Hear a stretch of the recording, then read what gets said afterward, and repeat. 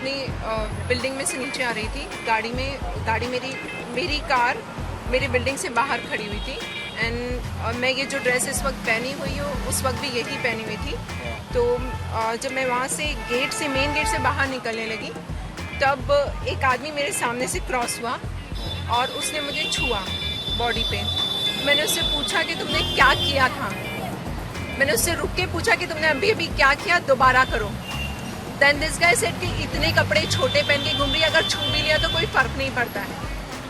मेरी बहुत देर उससे वहाँ पर लड़ाई हुई, बहुत देर मैंने उससे कन्फ्रंट किया कि तुम ऐसा कर नहीं सकते। ये सेड के बहुत गलत वर्ड्स उसने यूज़ किए कि तुम जैसी लड़की ने जो आधे से कम कपड़े पहने अगर छू लिया तो कोई फ़र्क नहीं पड़ता है। जब मैं पुलिस स्टेशन आई, पुलिस मेरे से बहुत देर के बाद आई। अभी मैं 1-1.5 घंटे से यहाँ पर बैठी हुई हूँ, कोई कुछ भी नहीं कर रहा है। इनफैक्ट मैंने जब पुलिस ऑफिसर से बोला, उसका नाम है अमुल कदानी जो इस वक्त ड्यूटी पर है, मैंने उससे बोला कि इस बंदे ने इस तरह से मुझे मॉलेस्ट किया और मेरे साथ में उसने इतनी बदतमीज़ी की। 15-20 मिनट तक की ये पूरी बात हुई, मेरे साथ जो भी वाक़या हुआ 15-20 मिनट तक हुआ ये। ऑफिसर ने मुझसे उल्टा सवाल पूछा कि गलती से उसका हाथ लग गया होगा।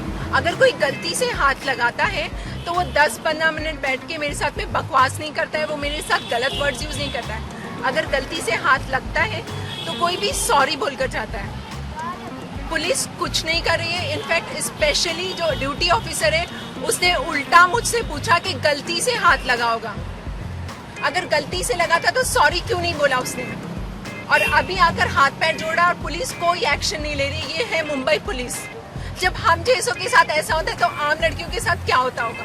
मेरा नाम कफील अब्बास है और मैं शेफर्ड रेजिडेंसी में रहता हूँ। मैं नीचे पान खाने के लिए उतरा था, आप कंफर्म कर सकते हैं पान वाले से भी, और मैंने वहाँ से 8 पान लिए और वहाँ से आने के बाद मैं जैसे गेट तक पहुँचा मुझे लगा कि किसी ने पुकारा है, तो मैं पलट के, तो वहाँ के लोग काफ़ी लोग मुझे जानते हैं, तो मैं जैसे उस गेट तक, मेरा गेट बड़ा हुआ है, काफ़ी बड़ा है, लेकिन उसका जो दरवाज़ा है वो छोटा है, तो मैं वहाँ तक जैसे पहुँचा लगे पीछे से किसी ने पुकारा है। मैंने पलट के देखा, इतने में उधर से मैडम आ रही थी, मेरे शायद ठोकर लग गई या क्या हुआ। मैंने सॉरी भी कहा उसके ऊपर, लेकिन उन्होंने सीधा मुझे गाली बकना शुरू कर दिया।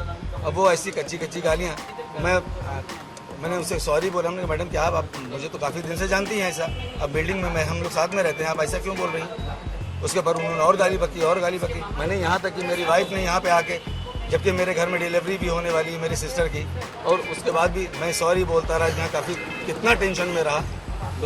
मेरे जो साड़ू हैं उन्होंने भी सॉरी बोला, मैंने बोली, लेकिन उसके बाद उनके ऊपर कोई फ़र्क नहीं पड़ रहा है। नहीं, मैं बिल्डिंग में आज तक आप पता लगवा लीजिए, किसी से भी अगर किसी से भी मैंने छेड़छाड़ की हो तो आप ज़रूर मुझसे ये इल्ज़ाम लगा सकते हैं मुझे। वो ही अगर कह दे, एक पर्सन मुझे कह दे, क्योंकि वो रीज़न अगर लागू होता तो वो तो बिल्डिंग के कई लोग मुझे पे लगा चुके होते अगर वो रीज़न जानना होता। वो रीज़न तो उन्हीं बता सकती हैं। तो वो क्या ज़रूरत है किसी के बारे में इतना जानने की। मैं अपने ही कर ज़िंदगी गुजार लूँ, वही बहुत मेरे लिए बहुत बड़ी बात है।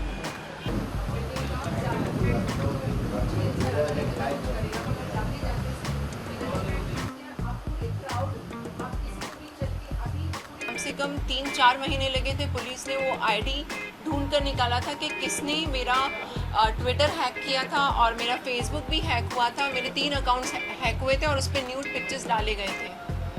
तो जो हैकर था जिसने मेरा ट्विटर अकाउंट डिलीट कर दिया था और कुछ फ़ोटोज़ भी डिलीट किए थे, तो उसकी अरेस्ट हुई थी।